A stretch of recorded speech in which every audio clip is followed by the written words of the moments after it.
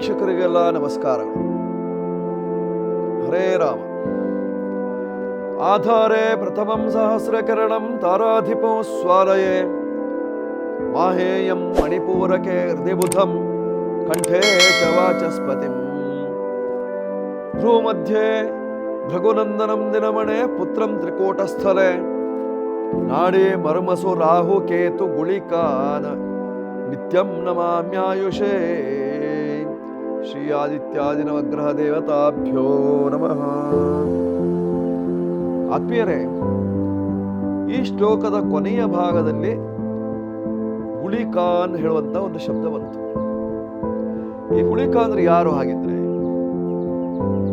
ಶಿವಗಣದಲ್ಲಿ ಒಬ್ಬವನು ಅಂತ ಹೇಳುವವರಿದ್ದಾರೆ. ಆದರೆ ಹುಟ್ಟಿದಂತಹ ಮಗುವಿನ ಜಾತಕದಲ್ಲಿ ಮಾಂದಿ ಅಂತ ಒಂದು ಬರೀತಾರೆ. ಆ ಮಾಂದಿಯೇ ಗುಳಿಕ, ಗುಳಿಕನೇ ಮಾಂದಿ. ಈ ಮಾಂದಿ ಎಲ್ಲಾ ದೋಷಕ್ಕಿಂತಲೂ ಅತೀ ದೊಡ್ಡ ದೋಷವನ್ನು ಕೊಡುವವರು. ಸರ್ವೇಷಾಮಪಿ ದೋಷಾಣಂ ಮಾಂದಿ ದೋಷಂ ಪ್ರದೋದಿಕಂ. ಎಲ್ಲಾ ದೋಷಕ್ಕಿಂತಲೂ ದೊಡ್ಡ ದೋಷವನ್ನು ಕೊಡ್ತಾರೆ. ಆ ಮಾಂದಿ ದೋಷದಿಂದ ಮನುಷ್ಯನ ಜೀವನದಲ್ಲಿ ಏಳಿಗೆ ಇರುವುದಿಲ್ಲ, ಅಭಿವೃದ್ಧಿ ಆಗುವುದಿಲ್ಲ, ಸಂತಸದಿಂದ ಇರಲಿಕ್ಕೆ ಬಿಡುವುದಿಲ್ಲ, ಹಲವು ರೀತಿಯಾದಂತಹ ತೊಂದರೆಗಳು ಉಂಟಾಗ್ತದೆ. ಶನಿಯ ಮಗ, ಅತೀ ಕ್ರೂರಿಯಾಗಿರತಕ್ಕಂಥವನು. ಜೊತೆಯಲ್ಲಿ ಈ ಮಾಂದಿ ದೋಷ ತಾಯಿ, ಅಜ್ಜಿ, ಮುತ್ತಜ್ಜಿ, ತಾಯಿಯ ಕಡೆಯಿಂದ ಬರುವಂತಹದ್ದು. ಮಾತೃ ಪಿತಾಮಹಿ ಪ್ರಪಿತಾಮಹಿ, ಆ ಮೂಲಕವಾಗಿ ಬರುವಂತಹದ್ದು ಮಾಂದಿ ದೋಷ ಅಂತ ಹೇಳಿದ್ದಾರೆ. ಮಾಂದಿ ಅಂದ್ರೆ ಪಿಂಡ, ಅಥವಾ ಮಾಂದಿ ಅಂತಂದ್ರೆ ಒಂದು ಗುಂಪು. ಮಾಂದಿ ಅಂತಂದ್ರೆ ಆಕೃತಿ ಇಲ್ಲದೆ ಇರತಕ್ಕಂತಹದ್ದು ಹೇಳುವಂತಹ ಅರ್ಥವೂ ಇದೆ. ಆಕೃತಿ ಇಲ್ಲ ಅಂದ್ರೆ ಏನು? ನಾವು ಹೇಳ್ತೇವೆ ನಮಗೇನೋ ಒಂದು ನಕಾರಾತ್ಮಕ ಶಕ್ತಿ ನಮಗೆ ತೊಂದರೆ ಕೊಡ್ತಾ ಇದೆ.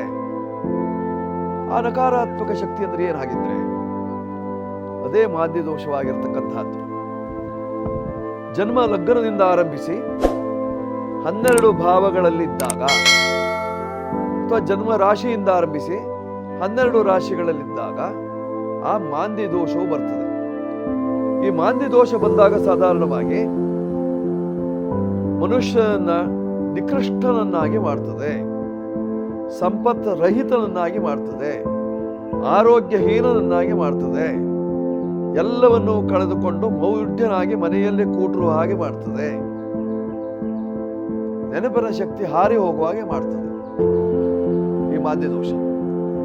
ಈ ಮಾಂದಿ ಅಂತಂದ್ರೆ ಸಾಧಾರಣವಾಗಿ ತಾಯಂದಿರಿಗೆ ಗರ್ಭಸ್ರಾವವಾದಾಗ, ಅಥವಾ ಗರ್ಭದಲ್ಲೇ ಮಗು ಸತ್ತು ಹೋಗಿದ್ರೆ, ಅಥವಾ ಗರ್ಭ ಬೇಡ ಅಂತ ತೆಗೆಸಿದ್ರೆ, ಅಥವಾ ಸಿಜರಿನ್ ಮಾಡಿದ್ರೆ, ಈ 4 ಕಾರಣಗಳು ಸಹಿತವಾಗಿ ಮಾಂದಿ ದೋಷಕ್ಕೆ ಅಣಿ ಮಾಡಿಕೊಡ್ತದೆ. ಈ ಮಾಂದಿ ದೋಷದಿಂದ ಈ 4 ಕಾರಣಗಳು ಸಹಿತವಾಗಿ ಮಾಂದಿ ದೋಷಕ್ಕೆ ಅಣಿ ಮಾಡಿಕೊಡ್ತದೆ ಅಂದಾಗ ಸಾಧಾರಣವಾಗಿ ಕುಟುಂಬದಲ್ಲಿ ಈ ದೋಷಗಳು ಇದ್ದೇ ಇರ್ತದೆ. ಆತನ ಮೂಲಕವಾಗಿ ಕುಟುಂಬದಲ್ಲಿ ಒಂದೊಂದು ರೀತಿಯಾದಂತಹ ಬೇರೆ ಬೇರೆ ವೈವಿಧ್ಯಮಯವಾಗಿರ್ತಕ್ಕಂತಹ ರೋಗಾದಿಗಳ ಬಾಧೆ, ಸಾಂಪತ್ತಿಕ ನಾಶ, ಕಷ್ಟಾದಿಗಳು ಇತ್ಯಾದಿಗಳು ಉಂಟಾಗುವಂತಹ ಸಾಧ್ಯತೆ ಇರತಕ್ಕಂಥದ್ದು.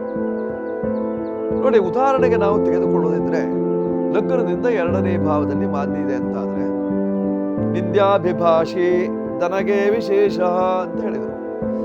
ನಿಂದ್ಯಾಭಿಭಾಷಿ ಅವನು ಬೇರೆಯವರ ನಿಂದನೆಯನ್ನು ಮಾಡ್ತಾ ಇರ್ತಾನೆ, ಅಥವಾ ನಿಂದನೆಯ ಮಾತನ್ನು ಕೇಳುತ್ತಾ ಇರ್ತಾನೆ, ನಿಂದನೆಗೆ ಒಳಗಾಗ್ತಾನೆ, ನಿಂದೆಯಲ್ಲೇ ಬದುಕ್ತಾನೆ.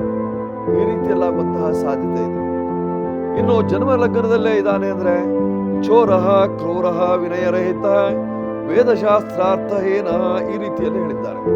ಅಂದಾಗ ವೇದ, ಶಾಸ್ತ್ರ, ಪುರಾಣ, ದೇವರು, ದಿಂಡ್ರು ಯಾವುದ್ರ ಬಗ್ಗೆನೂ ಭಕ್ತಿ ಶ್ರದ್ಧೆ ಇರೋದಿಲ್ಲ.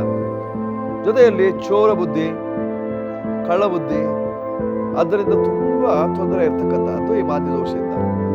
ಆದ್ದರಿಂದ ಈ ಮಾಂದಿ ದೋಷಕ್ಕೆ ಪರಿಹಾರವನ್ನು ಮಾಡಿಕೊಳ್ಬೇಕು. ಈ ಮಾಂದಿ ಶಾಂತಿಯನ್ನು ಮಾಡಿಕೊಳ್ಳುವುದರಿಂದ ಅನುಕೂಲ ಉಂಟಾಗ್ತದೆ. ಮಾಂದಿಗೆ ಒಂದು ಶಾಂತಿ, ಅದಕ್ಕೆ ಮಾಂದಿ ಶಾಂತಿ ಶನಿಯ ಮಗನಾದ್ರಿಂದ ಶನಿಗೆ ಪ್ರಿಯವಾಗಿರ್ತಕ್ಕಂತಹ ಎಳ್ಳನ್ನು ನಾವು ಹೇಗೆ ಶನೇಶ್ವರನಿಗೆ ಕೊಡ್ತೇವೆಯೋ ಅದೇ ರೀತಿಯಲ್ಲಿ ಮಾಂದಿ ಶಾಂತಿಯಲ್ಲಿ ಎಳ್ಳಿನಿಂದ ಹೋಮವನ್ನು ಮಾಡಬೇಕಾಗಿರ್ತಕ್ಕಂಥದ್ದು. ಎಳ್ಳಿನಿಂದ ಹೋಮವನ್ನು ಮಾಡುವಾಗ ಶನಿಪುತ್ರಾಯ ವಿದ್ಮಹೆ ಗುಳಿಕನಾಥಾಯ ಧೀಮಹಿ ತನ್ನೋ ಮಾಂದಿ ಪ್ರಚೋದಯಾತು. ಈ ಮಂತ್ರದಿಂದ ಮಾಡಿದಾಗ ಮಾಂದಿ ದೋಷ ಪರಿಹಾರವಾಗ್ತದೆ. ಹಾಗಂತ ಯಾರ್ಯಾರೋ ತಾವು ಮಾಡ್ತೇವೆ ಅಂತ ಮಾಡಿದರೆ ಅದು ಪ್ರಯೋಜನ ಆಗೋದಿಲ್ಲ. ಇದನ್ನು ಗುರುಮುಖದಲ್ಲಿ ಪಡೆಯಬೇಕಾಗಿರ್ತಕ್ಕಂಥದ್ದು ಮಂತ್ರವನ್ನ. ಹಾಗಂತ ಇದಕ್ಕೆ ಮೂಲ ಮಂತ್ರವೂ ಇದೆ. ಗುಳಿಗನ ಮಂತ್ರವನ್ನ ಗುರುಮುಖದಲ್ಲಿ ಉಪದೇಶವನ್ನು ಪಡೆದುಕೊಂಡು ಸ್ವಂತಕ್ಕಾಗಿ ಸ್ವಲ್ಪ ಆಚರಣೆಗೆ ತಂದುಕೊಂಡು ಆ ನಂತರದಲ್ಲಿ ಇದನ್ನು ಬೇರೆಯವರಿಗಾಗಿ ಮಾಡಿದಾಗ, ಪ್ರಯೋಗವನ್ನು ಮಾಡಿದಾಗ ಆಗ ಆ ದೋಷದಿಂದ ಮುಕ್ತರಾಗಲಿಕ್ಕೆ ಸಾಧ್ಯತೆ ಇದೆ. ಇಲ್ಲದಿದ್ದಲ್ಲಿ ಪ್ರಯೋಗವನ್ನು ಮಾಡಿದಾಗ ಆಗ ಆ ದೋಷದಿಂದ ಮುಕ್ತರಾಗಲಿಕ್ಕೆ ಸಾಧ್ಯತೆ ಇದೆ. ಇಲ್ಲದಿದ್ದಲ್ಲಿ ಹೀಗಾಗಿ ಮಾಂದಿ ಶಾಂತಿಯನ್ನು ಮಾಡಿಕೊಳ್ಳುವುದರಿಂದ,